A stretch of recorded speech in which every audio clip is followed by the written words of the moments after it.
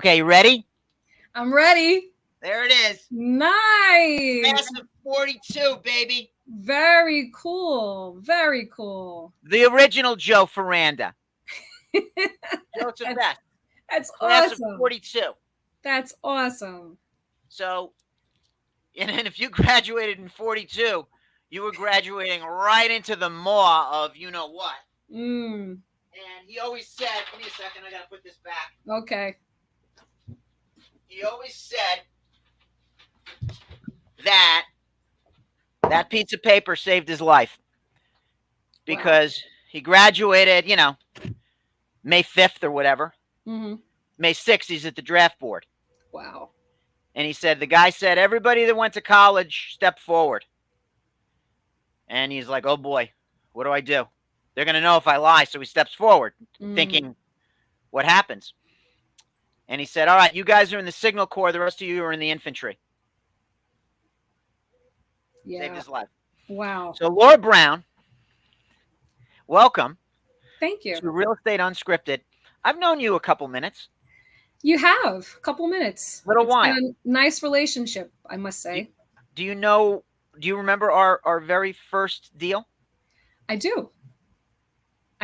You were referred to me by another realtor. Mm-hmm. And I believe it was a Yonkers property, right? At Yonkers? Something like that, down there.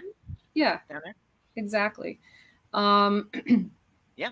I recall it being a little tough. I don't remember all the details, but what's really not tough? Do we really ever have regular, normal, easy deals? Not even cash is easy anymore. So, yeah.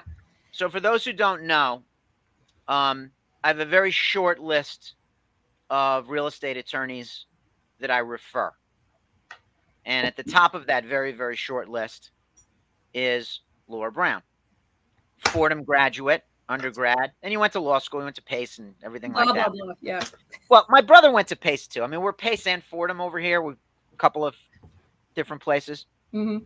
But you are, if I'm not mistaken, from the Bronx. You grew up in the Bronx. So tell me about that. I did. So I grew up on Morris Park in the Bronx. Yes.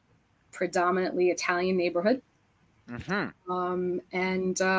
I went to school at St. Dominic's, which was on White Plains Road. Yes. They have since closed it, I believe. Imagine that, a Catholic school closing. I know. Unheard of. It's horrible. And then went to Monsignor Scanlon, also in the Bronx. That's the school. Used to be Helena's. St. Helena's used to be an all-girl school. Yes. Right by the Throgs Neck Bridge. And that's where I met my wonderful husband. And I would say that even if he wasn't listening. And went on from there. So true Bronx gal. Yeah, I'll never leave the Bronx. Indeed. Well, you can take the girl out of the Bronx, but you can't take the Bronx out of the girl, right? Absolutely. Right. So what I recall, and this is, I think people can appreciate this, long time ago. This was in the like the eye of the Great Recession storm, as I recall. Mm-hmm. The agent that referred us was Yana. Yes. I better say this right. Anna Chirico. Right. We had a buyer who had a kind of a ascot wearing attorney, and they were purchasing a bank-owned foreclosure because Yara does that. Mm-hmm. And the bank-owned for this attorney that the buyer had was, well, this is highly irregular, I don't know what his deal was, but he was really from the other side of the street, and he couldn't get his mind around the fact that this was sort of a repossessed house and had all of the title domino effects therein. Mm-hmm. Yeah. And I asked Yara, do you know an attorney that knows what they're doing? And she gave me your number. And it took one deal for me to be like, oh my God, I need this woman in my life. Thank you. I need this woman in my life. There's a lot of attorneys that shy away from representing clients on REO properties. Like I'll get, referrals and they're like, oh yeah, I was going to use this other attorney, but they don't do REOs and stuff. And I'm like, I don't understand. I don't know. But I guess whatever, it's personal preference. There's a lot of things that can happen with the REOs, and there could be title problems, right? But that's why you get title searches and title insurance. And that's why you use an attorney around here, right? I mean, that's Absolutely. the whole point. To protect you. So it's, I don't, lawyers are free to practice as they choose, I suppose. But I mean, if you're going to do real estate, and I think a lot of lawyers at that time were caught off guard with all of the distress that was hitting the market. Yes. At the time, for sure. That's for sure. But all right, so let's go back to this. So you were something before you were a lawyer.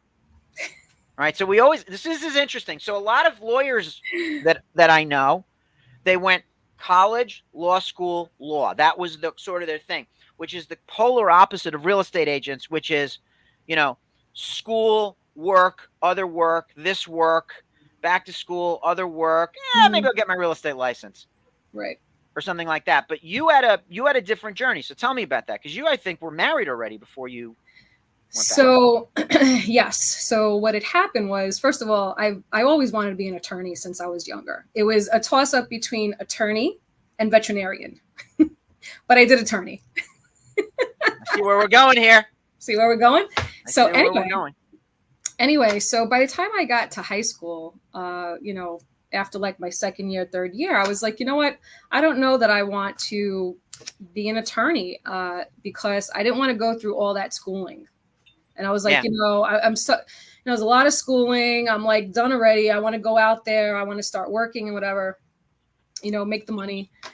And I decided, okay, I'm going to go to business school and I'm going to take up computer programming. So I graduated. I got my associates with my programming degree. And I started to work for Crasdale Foods. Oh, my God. Sure. Yes. Remember them back in the day? Absolutely. Absolutely. They have the big warehouse in the Bronx. Yep. So I discovered 6 months later that I suck at computer programming. But I have to tell you, I was so distraught when I got fired. I was like, oh my God, I was so upset when they fired me. But I was programming in C language. I don't know if that even exists anymore. And I never heard of it. Horrible. Yeah. See, that's how old it is. Yeah. And I was horrible at it. So I said, you know what? I'm going to go back to school. By that time, I was engaged with Eddie. And I said, I'm going to go back to school and I'm going to get on that true path that, I was born to be on, So we got married. I went to school. We got married in June. Went to school in September. That's where Fordham comes in. Before I graduated from Fordham, I had our son right before graduation. And after that, I went to Pace Law School. I went at night because I was working during the day. And after but not in computer programming. Not in computer programming. I stayed away from that. If I need anything with computers, Eddie's the one that helps me with that. Okay. I know nothing about computers. Anyway. So after my second year at night of law school, I had Amanda. And then I finished up. Mm-hmm. And then I was working for, various different attorneys, getting my feet wet, so to speak. And really, I enjoyed the real estate because after I got fired from Crasdale, I was looking for a job, right? And I decided, that's when I decided, all right, I'm going to go back to law school, blah, blah, blah. And a cousin of mine, she knew that this attorney was looking for a legal secretary. And I ended up working downtown for this attorney for about 7 years. And I got a lot of my, real estate stuff from him. He did litigation. So I was exposed to litigation, the real estate. I met a really good friend of mine who owned a title company at the time. We became really good friends. So I was really learning a lot of stuff, which kind of made me unique as someone who was going into law school, because generally when you go into law school, you don't have a lot of knowledge. So yeah, most people, if I'm not mistaken, I mean, at least that I know, are like what I described, straight to law school Right. from college, so they don't have a So lot of life experience. exactly. So I got, I got some experience. So by the time I was done with law school and then admitted, I was basically able to go out on my own because I had built, such a solid, real estate background. And I was very comfortable with it and I enjoyed it, so that really helped me. Yeah. And during that time while I was working for different attorneys, I also worked for a title company. So I was able to get, title insurance knowledge. Yep. I worked for attorneys that closed for banks. So I also do bank work. I'm very familiar with that. So it really helped me. And then, of course, commercial was thrown in there, and business, transactions and stuff. So I was really well-rounded by the time I was on my own. And I was very grateful at the people, for the people who were in my life that helped to shape my real estate career, Yeah. Yeah. Absolutely. So, and we're talking about Eddie, your husband. So it's a Mhm. mixed marriage because, as I understand, he's a Mets fan and you grew up a Yankees fan. Or am I wrong?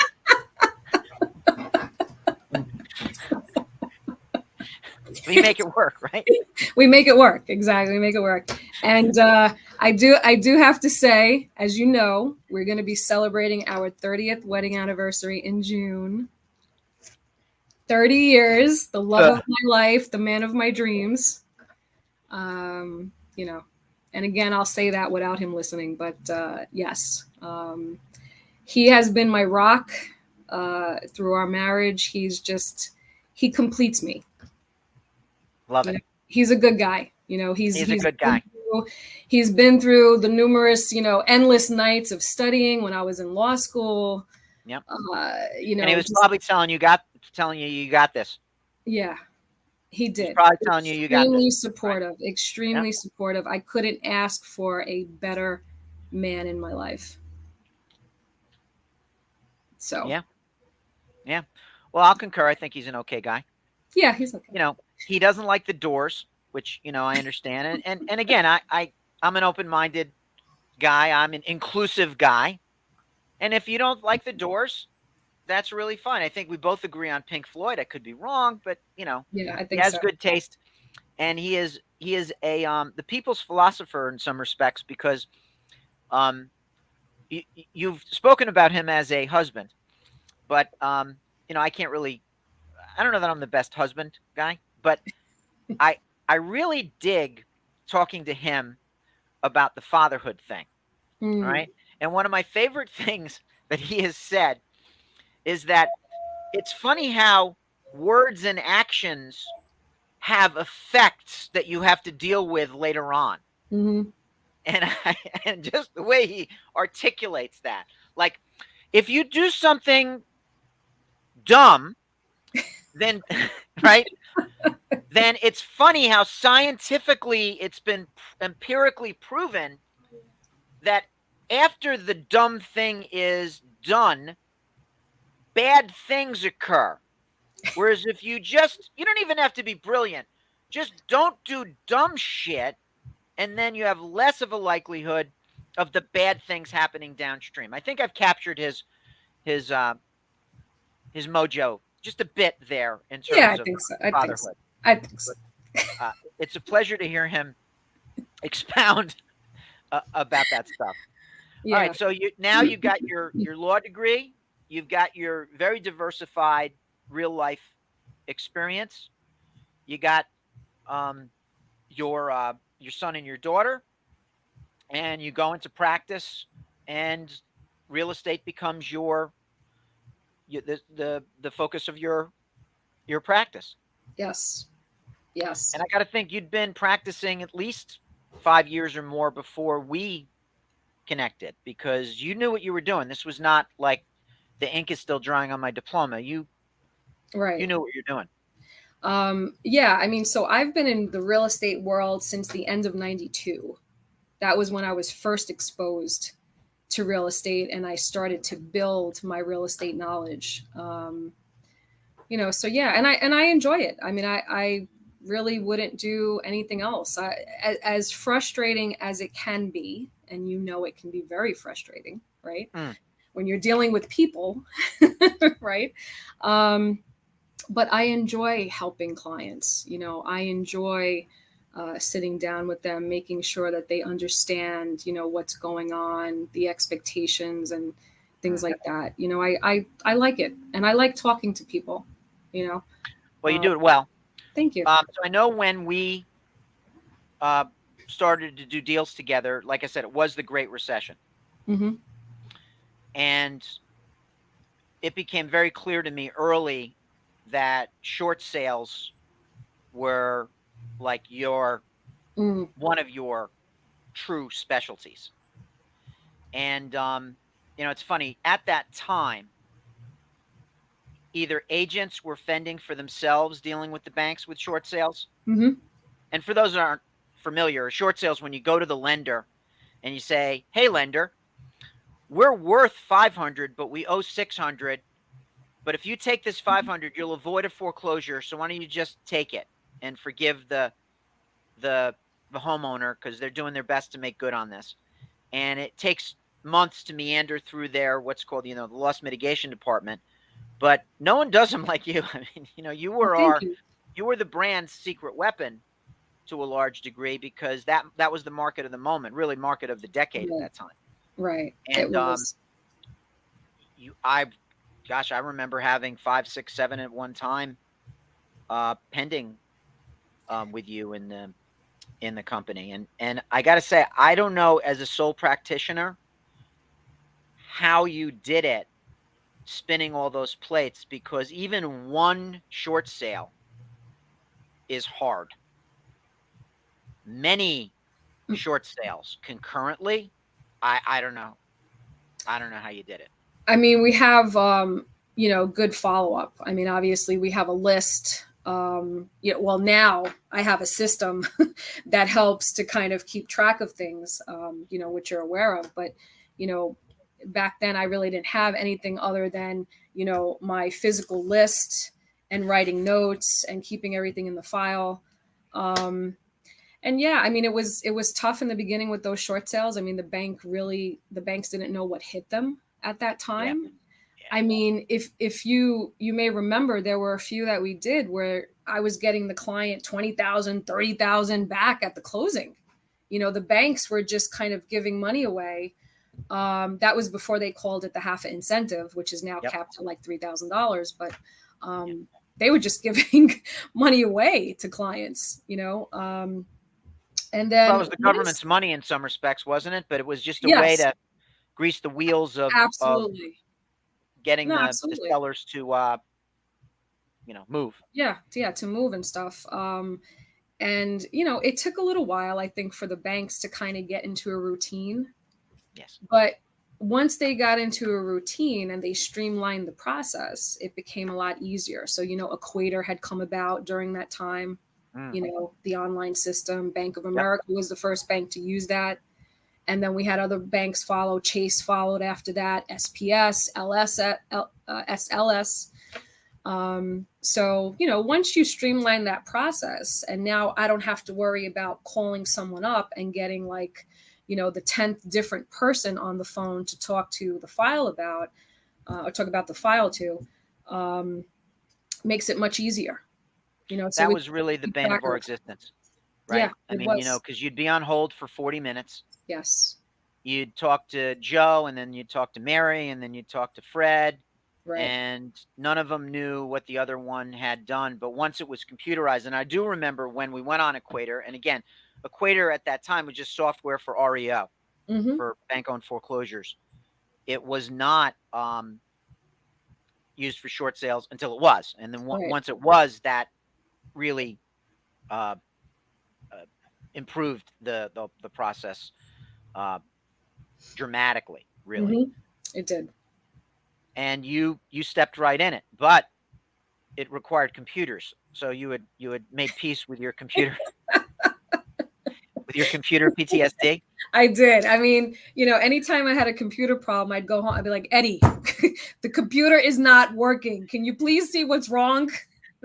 Hand it to him. Do something, He's like, he's always yelling at me. How come you have all these windows open on the screen? You shouldn't have all the windows open. Yeah, you shouldn't have a lot of windows open. That's not what my IT guy says. He says it's fine. Mm. So anyway, Well, I'm the pot calling the kettle black, but yeah, go on. yeah. So anyway, yeah, so I made peace with the computer and stuff, and it just became a lot easier to process these short sales. You know, and it's all about keeping track of stuff, communication, you know, getting things from the client.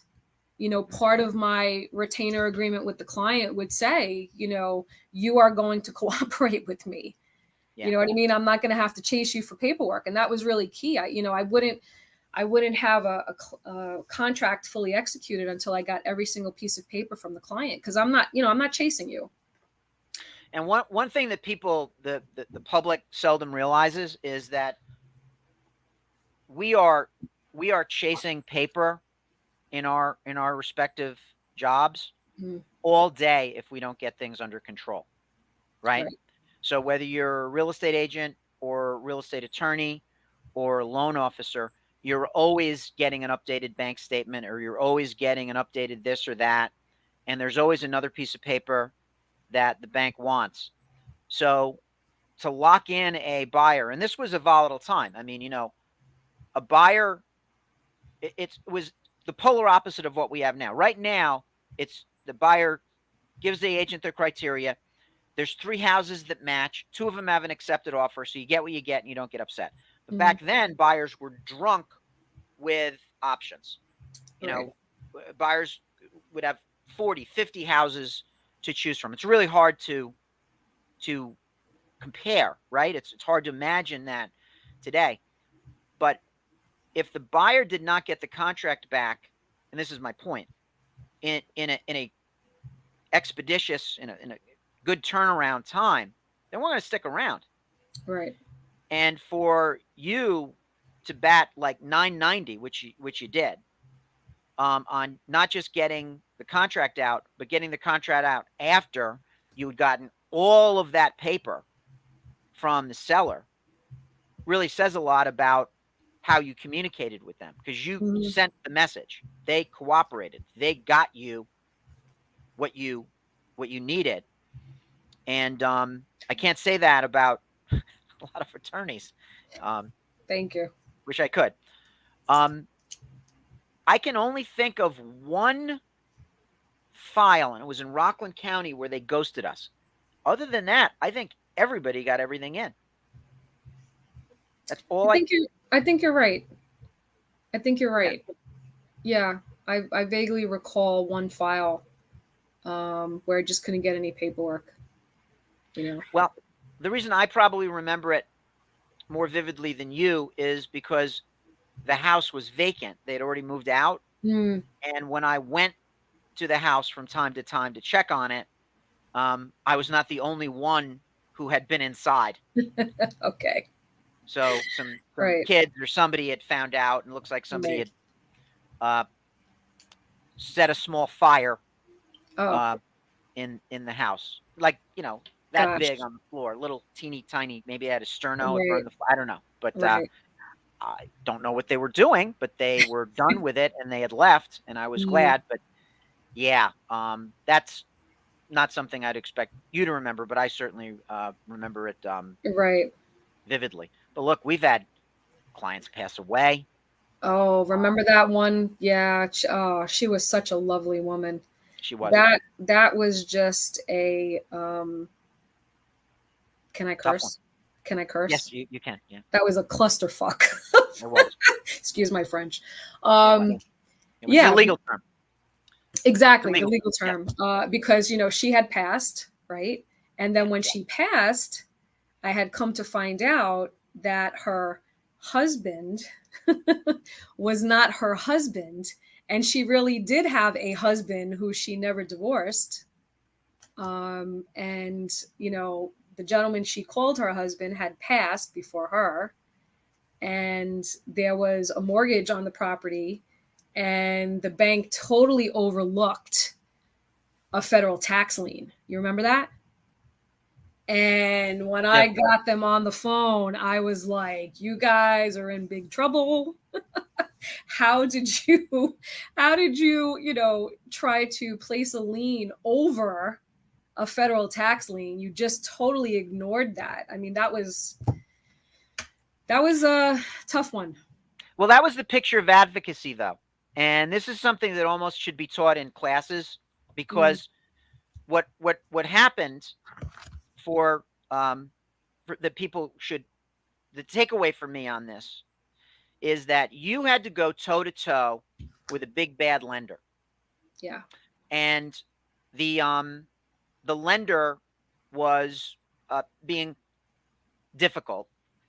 And I remember you telling me how you said to this, I guess, loss mitigator or grunt paper pusher at the bank, you refinanced this house without the actual spouse signing on. So they didn't even sign the note. So her late not husband not only had heirs that we had to track down all over the Midwest and sign off on this, right? But you went toe to toe with the big bad lender, and they blinked. They backed off. They did back off. They knew that they were in the wrong. There was this, big, huge, bomb I hit them with, and, to say, hey, guys, you're like in serious trouble here. You know what I mean?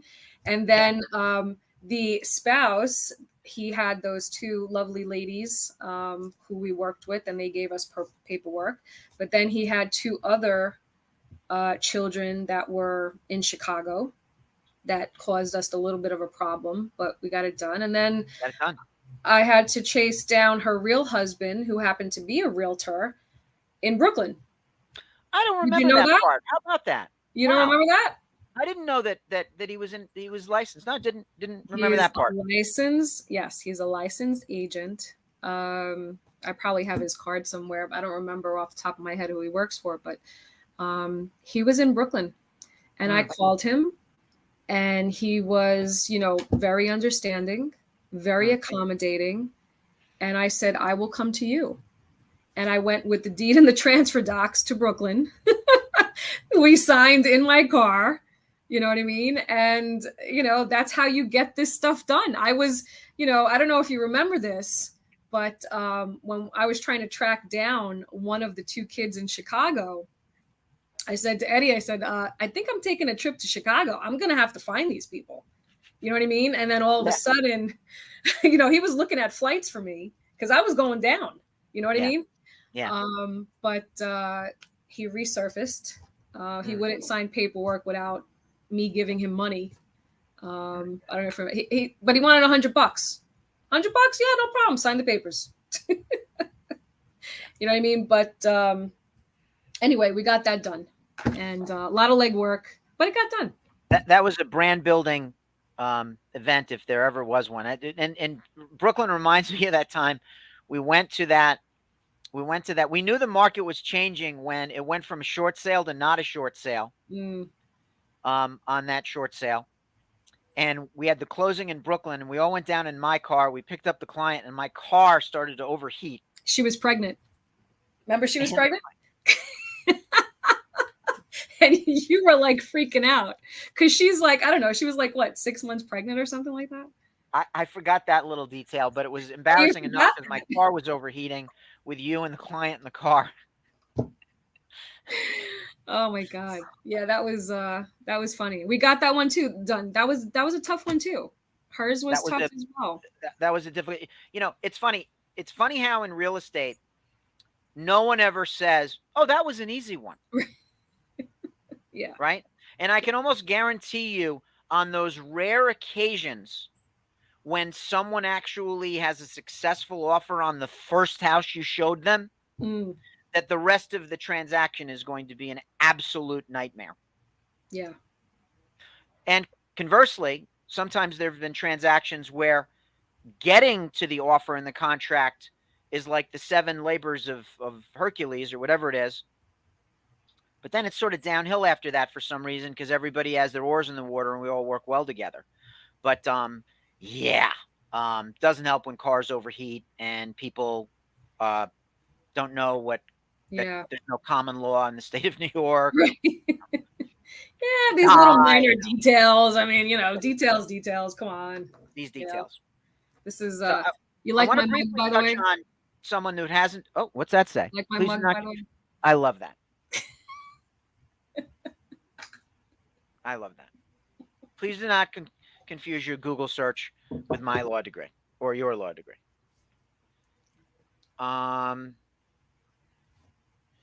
So your closing buddy is Yes. now 155 pounds of rippling muscle Ugh. and living, like the time of his life. So, Good for him. 2010, Mark was 3. Mm-hmm. We were closing on Ann's parents' co-op. Yep. The buyer's attorney was what, an hour late? Oh my God. Do you remember that guy? He was an hour late, sits down, and wants to start going over adjustments. I said, "You have got to be fucking kidding me. We're not doing this." Sorry, excuse me. No, it's fine. Anyone It's a who knows legal me term. knows I curse. Anyway. It's a legal term. So yes, I was like, no, we're not doing that. I think the buyer wanted to kill him, but Mark was so well behaved. He sat on my lap for a little bit. He was eating his Cheerios and stuff, and he was just the perfect helper. Yep. Yeah. Then a few years later, he showed up to another closing. Was again just like he did.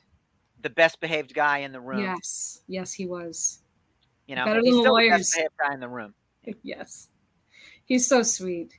He is so sweet. I'm biased, but yeah, he is. So, all right. And that was, by the way, sorry to interrupt you, but that was, by the way, the greatest compliment I can ever get from someone is me handling their stuff personally. I mean, obviously at that time, and we knew each other for a few years at that time, but for you to ask me to handle your personal stuff was very touching to me. Well, you did the same. You paid the same compliment to me, if you recall.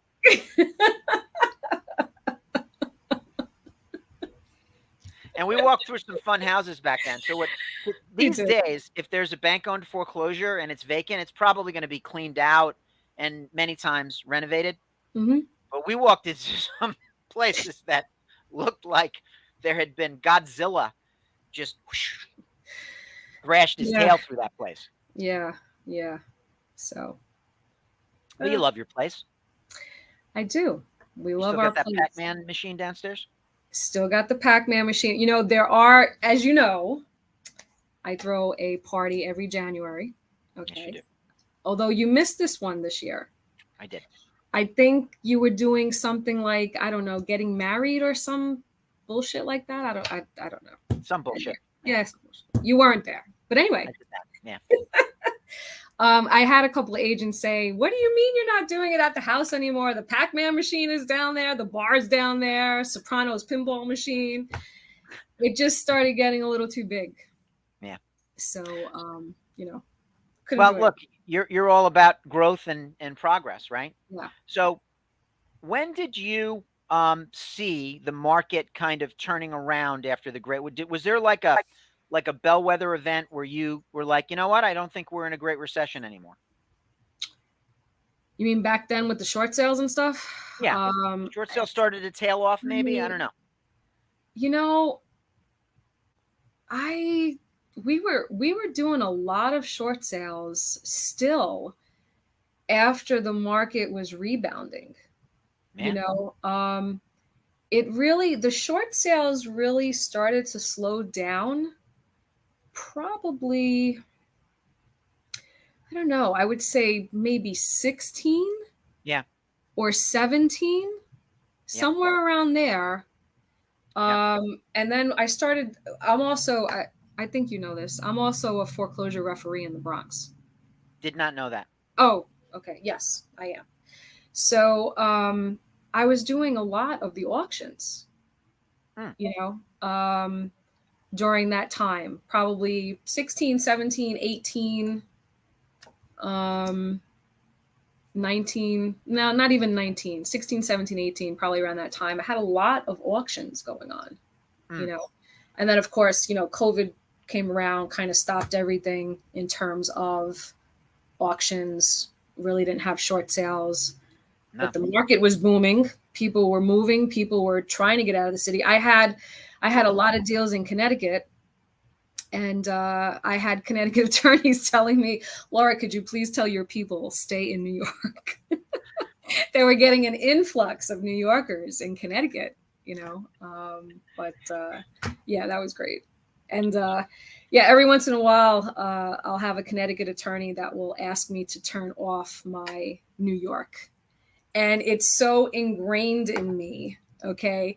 Protect my client, you know, things have to be, you know, to the book, you know, everything has to be detailed in writing and stuff. And they're just not that crazy about that in Connecticut. Not to say that they don't do their job. The attorneys I deal with are fantastic there. But, you know, they're just not as crazy as we are. Different tone, don't you think? Different tone, It's just absolutely. a different tone. It's just sort of a different frequency that they're on. Is. I get called Attorney Browne, you know what I mean, out of respect. That's what they call me. You know, when I speak to the second, yes, Attorney Browne, I'll get attorney so-and-so on the phone. I'm like, okay, you know, little different tone there versus New York, you know. Well, up there, I believe the term is golly. They don't say that other word. They say, gee whiz. Gee whiz, exactly. Exactly. Gee willikers. I mean, if it's really a thing, right? Hey, did you know? Nah, I won't say this. Forget it. Go ahead. Go on. Now I'm curious. Well, we were talking about attorneys, so Yeah. I was just gonna say, do you know I keep a list of attorneys that I've had problems with? So do I. Do you really? Absolutely. I keep I'm not the only one. I keep a list of home inspectors, real estate agents, attorneys, and loan officers who are on the never hire them list. Yeah. Well, right? For me, when I see their name, I know I'm going to have some agita. I remember you saying to an attorney at a closing, you know where I'm going with this, right? I do know where you're going. If we ever do another deal together and you do not return my phone calls, I'm going to drive up here and I'm going to punch you in the face. And he was looking at you, and you must have been in heels and he wasn't a tall guy. I don't know, but he was sort of looking up at you. And I was holding his hand because I was shaking his hand when we were leaving. Yes, and you were looking him right in the eye. You were in his grill. I was. And I could just see him, like the air leave the room for him. Like I've been called out. But it's you know, it's funny. It's always shall I say amusing to show up at a closing and be face to face with the attorney that has been completely useless and unresponsive, or the loan officer or the agent who is completely useless through the whole process. Show their face and act like everything's fine. Right. Like that's so disrespectful. It's exactly what it is. You know, I've been, so since we have a little bit of a lull in the market right now, right? I've been asked to do some first-time homebuyer seminar, which I've been doing, and I've also been asked to speak at sales meetings for various different brokerages. And what I have been asking, okay, because, you know, I generally don't have anything written down. I don't like to talk at people. I like to have a very fluid conversation with people about various different things. Right. Because I can talk about real estate all day, like you know. And I'll ask, you know, what don't you like that attorneys do or don't do that potentially end up messing up your deals? And I always get some smirks, and I'm like, I'm a big girl, I can take it. Like, let's talk about this. Like, what have you seen? And the number one thing that always is part of the discussion is communication. Yep. You know, even as an attorney, okay, having to call other lawyers sometimes and not being able to get a response, you know, it's very annoying. You know what I mean? It's like we need to work together to accomplish, you know, the goal for the client. You know what I mean? So how can we work Kind of together? do. How can we work together so I can sell, you can buy, you know, and then move on? If we're not speaking, if we're not, you know, communicating and stuff, you know, it's a bad start. So I can almost set my watch by this kind of pattern. All right. I will get a phone call or an email from the agent on the other side of the transaction. And it will say something along the lines of, our attorney said that your attorney's not returning their calls. I love when you text me those messages because I laugh. Right. Yeah. Okay. So you know where I'm going with this, but not Mm-hmm. everybody does. So I've met you, right? I kind of know how you operate. All right. So I know that sometimes people in the industry, whether they're in law or lending or brokerage, will tell a little white lie to Mm-hmm. cover up the fact that they've been a slacker. Mm-hmm. So what they'll do is this sort of like, oh, there's Haley's comment, and then try and distract you, Right. and then later on they will catch up. So Mm-hmm. one of the tactics is a stressed out client, buyer or seller, will contact their attorney, and the attorney is, I don't know, they're pricing their vacation on Expedia or arguing with their wife or husband, or I don't know, but Mm-hmm. they will say this almost reflexively. Well, I haven't heard from the other attorney, right? And then I get the Magna Carta of detailed communication efforts that have been sent out in the past 72 hours.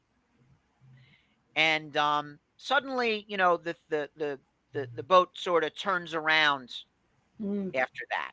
But it is one of the more satisfying things. Like I can see it coming. Like it's almost slow motion. Like I can Right. see it coming. Like, here we go. Here we go. Yep. Yep. Those are funny text messages. All right. So we have a little time left. So I want to ask you a couple things. Sure. All right. Um, you mentioned the lull in the market. Mm-hmm. Okay. What do you think's going to shake things out? Where do you see things going? Right now we have low inventory. What's going Right. to change eventually? How's this going to play out? I think, I mean, from what I've been seeing, I think that you have a lot of hesitant. I mean, obviously, you know better than I do, but I think you have a lot of hesitant sellers out there that are kind of saying, oh, well, you know, maybe we should kind of wait. But then also, on the flip side of that is, where are they going? Interest rates, you know, is still high. Okay. But, you know, if they don't have to necessarily move, they're staying right now. So Exactly. that's a problem. And I've been seeing, I think over the past week, past 2 weeks, we're going back to highest and best. We're going to bidding wars again. Yep. And I'm like, what is going on? You know, but you know, I think everybody gets wrapped up with interest rates and stuff. And in the whole grand scheme of things, 6%. I mean, I don't know what it is today, but 6%, six and a Not quarter, bad. Yeah. right, is really not bad. You know, Historically speaking, it's really not bad. historically, it's not bad. Yeah. Everyone I mean, if you go back to 92, score. right? Mhm. And I go back to 96, we remember 8, 9, maybe 10, Right. right? Right. So I think the decades of manipulating rates created a generation of people Mm-hmm. who, like, for example, there's sort of two avatars. You may have your empty nesters Mm-hmm. who, all things being equal, would sell, but A, they don't know where they're going to go, Right. and B, they refinanced a few years ago at 3%. And you know what? Rates are at 6. So I'll just mow the lawn and do these things myself. Exactly, Verona. Verona gets it, Yes, right? Verona, exactly. Well-trained professional right there, right? And then you also have the move-up buyers, right? Right. How do you move up when you're not only going to sell your house and increase your price point, but possibly increase your interest rate by 50%? It's Mm, tough. It's yeah. tough. So that has created this, really peculiar environment that we're really just not used to seeing. But I think there's sort of two paths to more inventory. And both of them, interestingly enough, do require more involvement from your neck of the industry. Mm, And the one path which has been largely absent has been distress. The COVID moratorium on foreclosures has put this 2.5, 3 year pause on the hourglass, and now the hourglass is upside down again. right. And there's a very short pipeline of distress. So that's one. And the other one is vacant homes, estate homes, people passing away. Mhm. They don't have to move anywhere. They're already Right. in a nursing home or in the ground or in a vase somewhere. I ever tell my vase story? I don't think so. Okay, another time. I'll get to it. Okay. Want to hear Sure. Tell me. it? 10 seconds. All All right. right, so we're looking at this house, Uh-huh. and we walk in the living room, and it's like floor to ceiling vases everywhere. And we're looking at one another like, this guy likes vases. And like hundreds of vases. Hmm. And it's like a cape, as I recall. We go upstairs, and there's a home office. And there's a coffee mug, and it says on the coffee mug, "World's greatest mortician." So I guess Oh, those were the maybe the non-paying clients in his that's funny. living room, floor to ceiling. I don't know. That's Anyway, funny. so I think vacant homes and Hmm. distress are probably what is going to Mm. loosen things up. Yeah, I think you're right. But it's going to take some time for the distress to meander through the court system, at least locally. Right. And of course, people die every day, but again, you got probate and wills and all Yeah. that. I mean, I haven't had an auction in quite some time. Yeah. I mean, COVID, stopped everything. And even now, as we're kind of going back, um, I haven't had anything in the courthouse. So Yeah. Well, that's slow to come around. that's sort of where I'm thinking. Yeah. There's a couple of other things. So besides being, Uber spouse and Uber mom and lawyer extraordinaire, you're quite a cook. Maybe. Right? Maybe. Maybe. Right? But as I have since learned, you're a multi-species food preparer. So one of the many things I liked about you is, I know you for 5 minutes, and then there's like pugs licking me, right? Yes. Which is a good thing, which is a huge credibility builder, right, to me. Hmm. So what are their names? What are your? So we have Shadow, who's going to be 10 in a couple of weeks. Okay, I know And then Shadow. we have Dolly, who's going to be 16 in August. Yeah, Dolly's been around. She's And she's having none of it, right? She's kind of. she doesn't give about anything. She is my old bitch, and she just doesn't care about anything. ZFG Dolly. She doesn't see very well. She doesn't hear very well. She's in great health. But yeah, she's still trugging along. I think she's going to outlive all of us, to be honest with you. So tell me about the bakery. Tell me about this. So it's something I had been thinking about for the past, few years. Mm-hmm. And then in September, I was like, you know what? I think I'm going to do this. So it's mine and Amanda's thing. Amanda is my marketing extraordinaire. Okay. The Google actually works. When people look up local dog bakery, they find us. So anyway, I had started the process in September, spoke to the state, Found a really, really great contact at New York State, if you can believe that. I Okay. believe it. And just so great, helped me kind of put everything together. So we have 4 products, 3 cakes, 1 dog cookie. They are all registered with New York State. They actually went to a lab in the Midwest. They had to be analyzed. Okay. It's like a whole serious thing, I got it. So we are legit. So we launched in November, and we do some pop-ups. We've done pop-ups in Westchester and in the Bronx. And we just did our first gender reveal cake. Now, a lot of people are very confused about that.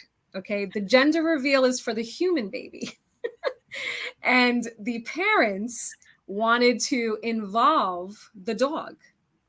And it was just the greatest thing. So I have to show you this picture. I was showing Tim before. But I'm just so beside myself at how adorable this was. So let's see. So this was the cake she asked for. Okay, if you can see that. So it's I just see a little plain heart on simple. it. Yeah. Yeah, plain simple, right? That's my 4-inch cake. And then underneath is the color of the reveal, right? So the dog is now licking. Do you see? Yeah. And pink is coming up, Yeah. right? Whoops. Okay. And now look at his face. Look at that smile on his face. Is that not like the best thing ever? That's awesome. And then we had a first, I mean, we've had some birthdays here and there, but here's our first birthday party. Oh, They had full birthday hats and everything for the dog. That was I love Java. Just so cute. So we're having a good time with it. Every time someone calls up and orders, we're home based, so I don't have a physical location. I use my Scarsdale office address as a pickup location. Makes sense. And, every time I meet the person for pickup, I'm like, oh, how did you hear about us? And they're like, oh, I just Googled local, dog bakery. And there you were. I was like, oh, that's so cool. What's the name of the baker? What's the name of the business? Curly Tail Cakes. Curly Tail Cakes. Yes. Eddie came up with that name because of the pugs, Curly Tail. Right. He's a genius. He is. Yes, he is. And so we're having a good time with it. It is definitely a de-stressor. Yeah, there we go. I love it. There's the website. Thanks, Tim. I love it. Tim's got a few tabs open too. Yeah, it's just kind of great minds. That's all there is to it. I see. So so we're excited about that. We're having a good time with it. I actually just made a cake this morning. When I came home from the gym, I whipped up a cake this morning. I'll deliver it later today. But yeah, look at that face. There's some of our stuff. Gotcha day. I love the gotcha day. Exactly. So we also make donuts. I can make donuts out of my cakes, cupcakes. I've made cake pops, so yeah. So let me tell you why this is so awesome, right? So one of the things that I've experienced about housing professionals is that we have a higher than average number of pet lovers in our midst. It's just a fact, right? And being a dog guy, well, I guess I count as a dog. Cat too, no? We have 3 cats now. Yes. And my wife is Dr. Doolittle. I mean, talk about great first date. We talked about the kids, human kids. Fine. We procreated, but dogs, cats, chickens, horse, all of this is in her world. So we have chickens here. We got 3 cats. We got we're down to 2 dogs, if you will. I mean, we at one time had 4 dogs between us. Wow. Yeah, I mean, but we have a lot of eggs. I'll bring you some eggs next time I see you. Well, thank you. I would appreciate that. We'll do that. They're very expensive right now. Ours are expensive in terms of labor. Yes. Because chickens are not super high maintenance, but you got to open and close the coop every day, and feed them and make sure the water's there and collect the eggs. And, they are not the most clean animals. They're certainly cleaner than ducks, as I have learned. But so, look, the human dimension of, not just being a, bent over a desk lawyer, to me gives a lot of, I don't know, it gives you a lot of depth for people. I mean, it's a very relatable thing. I mean, even if somebody's like not a dog person per se, I mean, isn't it much easier to deal with somebody that's just not like a one-dimensional, Right. bore machine, and all they can talk about is like legal briefs, like, Yes, exactly. right? Yes. I do like other things and stuff. And um, I'm also, as you know, uh, martial artist. So sometimes I'll have clients in How my. did we not cover that? It's okay. Are you a My black belt? No, I was supposed to test for my black belt, and then COVID hit, and I was so upset. Ah, hmm. Um, but in the Scarsdale office, I think you can see my pink bat right behind me. Yeah, yeah. Okay, so in Scarsdale, I have a sword on the wall. Hmm. So I've had several clients come in and they're like, "Oh, what's up with the sword?" And they'll start, we'll start talking about martial arts and they're martial artists and stuff. So it's really cool, Hmm. And I've been doing that. It's going to be almost 9 years now, 9 years. Wow. Hmm. and it's very humbling, and it's a great art. I practice jujitsu, I was going and to ask. So it's jujitsu that it's you do. jujitsu, Okay. yeah. And it's teaches a lot of discipline and stuff, and it I'd helps. imagine it does. It does because I can get crazy, um, especially when a lawyer's not calling me back. I can get a little crazy, but no, it's really nice. I like the discipline. My sensei is fantastic, and it's just a great thing. I tried to get my daughter into it. She did a year, and then she had bigger and better things to do. But it's okay. So Well, you shared it with her, and that's a thing. I did. Mark and Kat did Taekwondo. Luke did it for a while, but Mark and Kat took it through their black belts. I don't know that they're actual black belts, like right Mm, now in terms of skill level, but I do think it certainly helped with their mindset, right.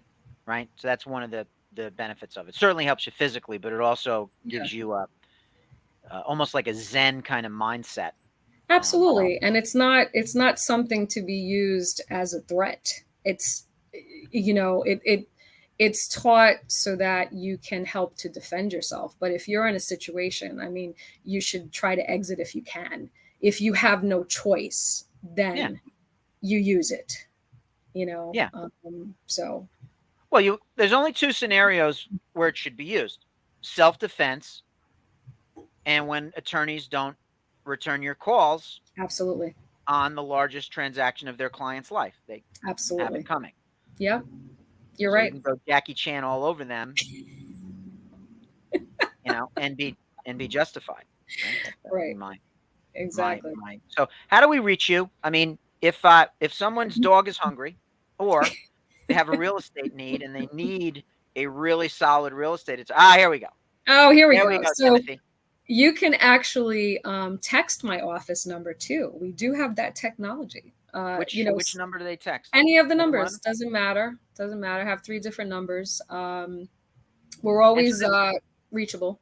so you do city properties, you do New York properties, you do Connecticut properties. Commercial, residential. I had clients who bought businesses. The only place, dare I say, I don't like to go is Staten Island. Staten Island. It's like a different country. It's a But I different will country. go, yeah, I will go north. I will go Dutchess. Oh, I actually had a closing in Sullivan County last month. And I took advantage while I was up there. I went to Resorts World. I think that's a cute little casino that they have up It there. is.